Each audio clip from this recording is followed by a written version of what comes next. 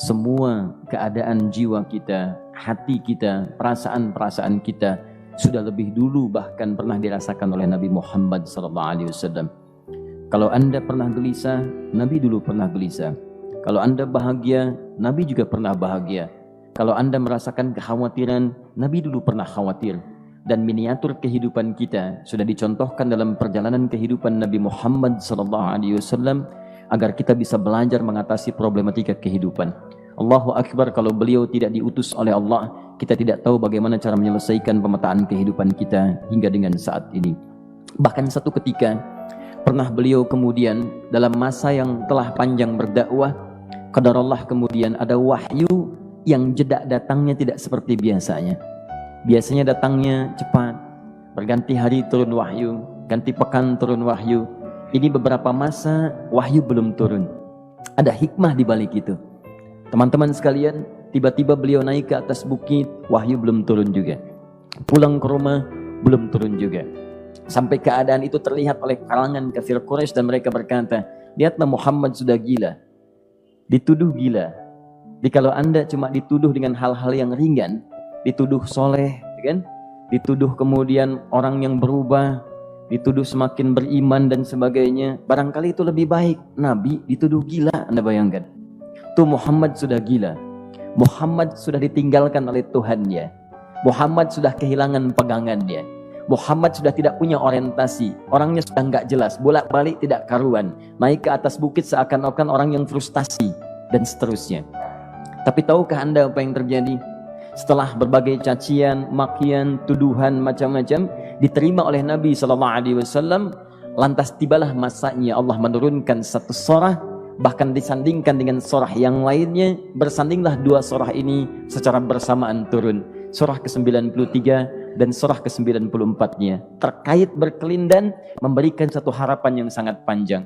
Kata Allah, wadduha wal laili idza saja ma wadda'aka rabbuka wa ma qala walal akhiratu khairul laka minal ula walasawfa yu'tika rabbuka fatarda alam yajidka yatiman fa'awa wa wajadaka dhallan fahada wa wajadaka 'ailan fa'aghna fa ammal yatima fala taqhar wa ammas sa'ila fala tanhar wa amma bi ni'mati rabbika fahaddits. Ya Muhammad, saya bersumpah dengan waktu duha. Kalau kita baca dengan ilmu balaghahnya, itu bukan sekedar sumpah mengilustrasikan waktu duha. Karena di ilmu balaghah itu nanti ada 3 turunan ilmu. Ada disebut ilmu ma'ani, ilmu mencari kata-kata sehingga ungkapannya sesuai untuk disampaikan. Mana kata-kata yang tepat untuk disampaikan dalam konteks yang ingin dibicarakan. Itu ma'ani namanya. Kemudian setelahnya ada ilmu bayan, bagaimana mengemas kosakata yang bagus ini sehingga bisa disampaikan dengan jelas, orang tidak bingung menerimanya, paham maksudnya. Kemudian setelah itu kadang-kadang jelas kalimatnya, tapi kedengarannya tidak indah. Woi, rapatkan, woi, apa belum paham juga? Rapatkan saf. Memang jelas, tapi nggak ngenakin. Maka bagaimana caranya disampaikan dengan jelas, tapi hati kita terasa nyaman, memuji. Terasanya nyaman diserahkan kepada Allah, tapi ada kebahagiaan, disampaikan tidak terasa tergurui, diperintahkan serasanya diberikan jalan untuk mendapatkan kebaikan. Maka yang ketiga disebut dengan ilmu badi' namanya. Ilmu menghiasi kalimat yang disampaikan sehingga terasa dengan nikmat. Turunannya nanti ada majaz namanya. Mengambil sebuah kalimatnya untuk diposisikan pada kalimat yang nyaman disebut dengan kinayah turunannya. Maka teman-teman kata Allah, wadduha. Diterjemahkan demi waktu duha, bukan sekedar waktu duha, karena duha itu ada cahaya yang indah, dirasakannya enak. Antum keluar waktu duha kan enak tuh, berjemur, kata orang Sunda moyan gitu kan, datang, bahkan sampai dianalisis ada vitamin D-nya bisa terasakan, ya. Kemudian setelah itu ada kenikmatan, enak suasananya, seakan-akan dunia milik sendiri, yang lain numpang. Wah, nyaman keluar itu.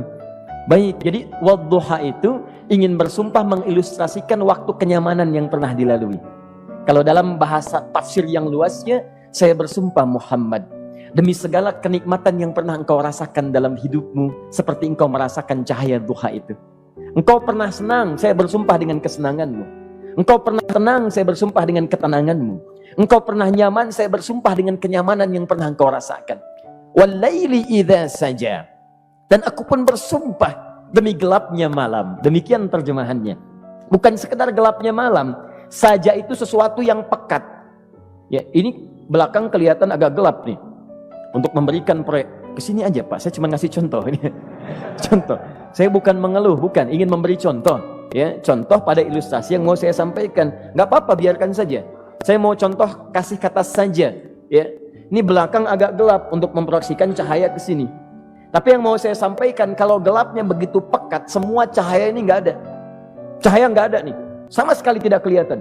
Saya mau tanya pada Anda, beraktivitasnya mudah atau sulit? Mudah nggak menemukan sendal Anda di luar? Belum tentu. Menemukan jalan keluar pun belum tentu mudah. Anda mesti meraba-raba jalan. Anda mesti kemudian melihat sesuatu dengan pandangan mata hati Anda. Raba, dan sebagainya. Sampai menemukan jalan itu pun belum tentu benar. Itulah yang disebut dengan gelapnya malam saja pekat. Kadang-kadang ada orang yang menghadapi satu kesulitan yang pekat, suasananya siang, cuman karena masalahnya begitu pekat seakan-akan membuat diri dia gelap. Jalan susah, limbung gitu. Kenapa gelap ya? Padahal terang. Karena masalah menggelimuti dirinya seakan-akan dia diselimuti masalah yang gelap. Bimbang dia, makan gak enak, minum gak nyaman, dan seterusnya. Ya, biasanya makan ayam tenang, ini dikasih yang lebih enak juga rasanya pahit, gak enak zamannya. Maka kalau kita ilustrasikan dalam suasana tadi Muhammad, saya bersumpah, engkau pernah hidup nyaman ataupun engkau mengalami masalah yang sangat pekat dalam kehidupan. Engkau alami sesuatu yang dahsyat sampai engkau bingung, bimbang, pekat, mereka menuduhmu dengan macam-macam. Ma wadda'aka rabbuka wa ma qala. Saya pastikan kepadamu, dalam keadaan nyamanmu seperti dulu ataupun engkau bimbang seperti sekarang, Tuhanmu tidak akan pernah meninggalkanmu ataupun menuduhmu gila.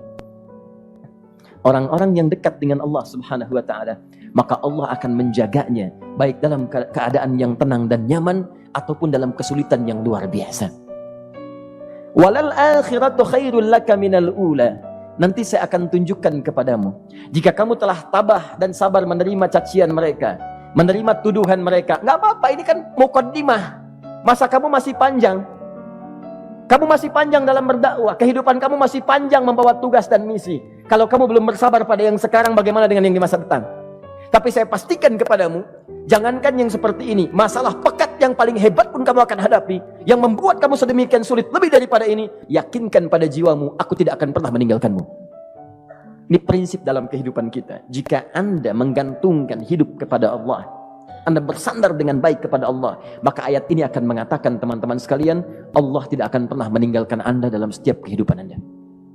Nanti, sekarang perjuangan. Kata Allah, walal akhiratu khairul laka minal ula.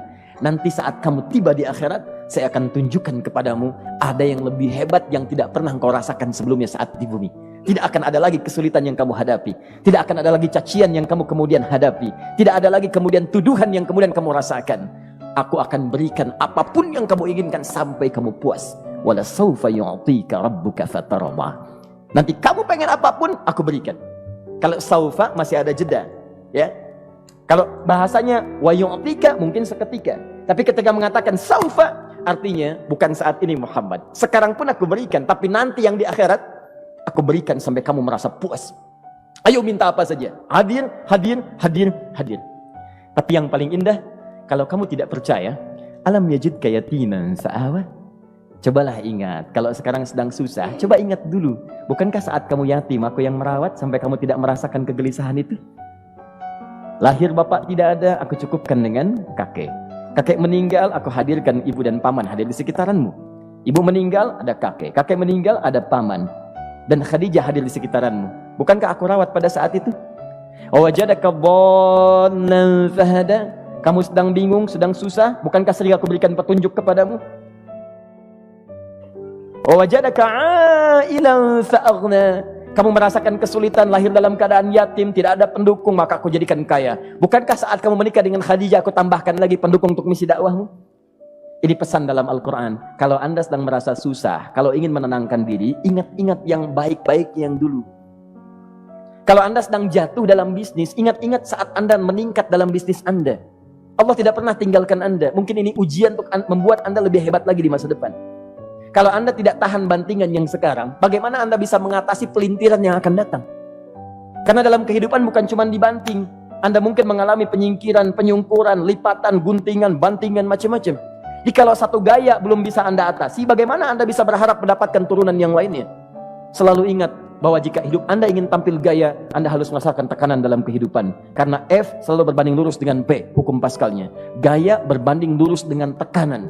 Orang yang ingin tampil gaya dalam kehidupan, maka dia mesti siap menghadapi tantangan-tantangan hidup yang diatasi.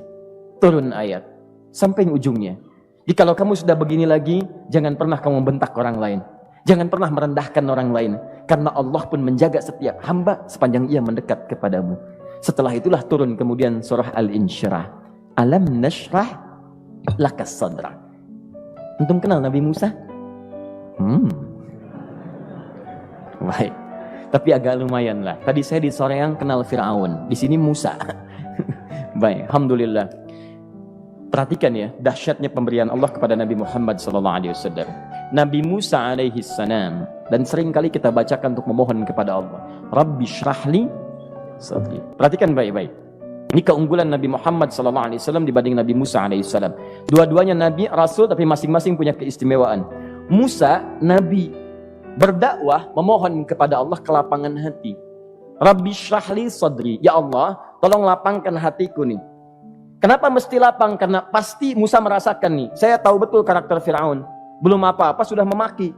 Kalau orang yang hatinya tidak lapang, tidak akan tahan dengan makian, keluarlah kemudian balasan yang tidak digambarkan sebelumnya. Fir'aun tuh kasar. Kasarnya bukan sekedar kasar, bahkan saking kasarnya bisa berujung pada eksekusi kematian. Saya contohkan tadi di sore yang ini, saya nggak suka dengan rambutnya nih, kata Fir'aun. Bukan nyuruh nyukur mas, tolong pisahkan kepala dari badannya. Gitu gayanya tuh, Fir'aun. Ya, bukan nggak ngenakin, susah dengan Fir'aun itu. Jadi kalau belum apa-apa datang Musa ke situ, hatinya tidak seluas samudra, hatinya tidak lapang, cuman seluas gelas, tidak akan sabar menerima cacian Fir'aun. Begitu datang dicaci, dasar anak gak tahu diri, gak tahu malu, sudah saya rawat begini. Ya Allah, saya bosan dengarnya, matiin aja sekarang. Musa Nabi berdoa dikabulkan. Cuman kalau Fir'aun kemudian ajalnya misal wafat pada saat itu, tidak akan jadi contoh kepada kita untuk kekinian. Bagaimana orang yang bebal untuk bertobat kepada Allah Subhanahu wa ta'ala. Bagaimana penyimpangan dalam kedudukan. Bagaimana dia kemudian akrab dengan pengusaha yang gelap. Di pengusaha gelap berpartner dengan penguasa zalim. Sudah ada dari dulu. Pengusahanya disebut dengan Qarun. Kemudian mohon maaf, ya, yang pemimpinnya disebut dengan Fir'aun. Tokoh intelektualnya disebut dengan Haman. Makanya cerita ini komplit di Quran. Sudah ada. Di setiap persoalan dalam kehidupan masyarakat disebabkan tiga hal yang berkolaborasi. Kalau bukan penguasa zalim, berpartner dengan pengusaha gelap, ditopang oleh intelektual yang sembrono. Itu persoalan. Jadi kalau ada sekarang intelektual menyalahgunakan kepintarannya, dia terlambat, sudah ada Haman dulu. Dan gak usah bersaing, dia bisa bikin piramida, Anda belum tentu bisa membuatnya. Kalah Anda, masih kalah hebat. Ya, jadi kalau dititipkan sesuatu jangan disimpangkan. Yang ingin saya sampaikan, Musa mengatakan Rabbi syrahli sadri. Nabi berangkat berdoa dikabulkan oleh Allah. Nabi Muhammad belum minta turun ayat. Alam nashrah laka sadra. Yang ini minta Rabbi syrahli sadri. Nabi Muhammad alam nashrah laka sadra. Muhammad mulai dari peristiwa sehingga engkau akan lebih sabar lagi menerima tantangan-tantangan dakwah. Mulai sejak itu jangankan dimaki, dilempar batu di Taif. Dari Mekah pergi ke Taif dengan Zaid kemudian. Sampai di Taif mendapatkan sesuatu yang tidak dibayangkan sebelumnya. Kalau cuma dihentikan saat mengajar, wajar. Ini dilempari batu. Anda bayangkan? Bisa kebayang nggak? Lempari batu tuh. Lempar, dilempar. Zaid jadi tameng, berdarah-darah, kemudian mundur. Mundur, beristirahat di bawah tepian pohon. Begitu beristirahat, datang malaikat penjaga dua gunung. Turun malaikat dengan kesal mengatakan, Ya Rasulullah, mud yadaika ilas sama. Ya Rasulullah, angkat tanganmu ke langit, minta kepada Allah, aku angkat dua bukit di Taif, aku himpit keduanya mereka. Aku himpit penduduk Taif dengan dua bukit itu. Apa jawab Nabi? Karena sudah mendapatkan kelapangan, ketenangan, belajar dari peristiwa-peristiwa tadi, indah jawabannya. Lah, katanya, tolong jangan lakukan. Innahum qaumun la ya'lamun. Mereka belum paham saja. Mereka belum mengerti. Tolong jangan lakukan. Aku bermohon kepada Allah. Boleh jadi nanti di masa depan akan ada hamba-hamba terbaik yang lahir dari bumi Taif ini. Kemudian beliau berkata, Rabbi, ila man takilluni, a ila qaribin yu'limuni, am ila ba'idin yu'dhini, fa ana radin ma lam taghdab ilayya. Ya Allah, kemana lagi engkau akan utus aku untuk berdakwah setelah peristiwa ini? Apakah tempatnya lebih dekat aku jangkau sekarang, tapi di situ aku akan disakiti lagi? Ataukah jaraknya masih jauh, tapi di tempat itu aku akan dizalimi lagi? Aku ridha ya Allah dengan itu semua, asalkan engkau tidak marah kepadaku. Asalkan engkau tidak marah kepadaku. La haula wala quwata illa billahil aliyil azim. Begitu kelapangan itu muncul, ridha dengan ketetapan dan siap, tabah, kuat, hadir dalam jiwanya. Tiba-tiba turun undangan, tunaikan Isra dan Mi'raj. Diangkat statusnya, naik mendekat kepada Allah Subhanahu wa taala. Dihilangkan bebannya, wa wada'na anka wizrak alladzi anqadha dhahrak. Itu hikmah, teman-teman. Barangkali kalau antum saat ini datang ke masjid ini untuk kajian, sedang bawa beban, ada kesulitan, penuh dengan macam-macam, barangkali dibacakan surat Ad-Duha tadi untuk memberikan harapan kepada Anda. Ini bukan PHP, karena ini bukan masalah urusan manusia. Ini adalah janji yang tidak akan pernah diingkari. Innallaha la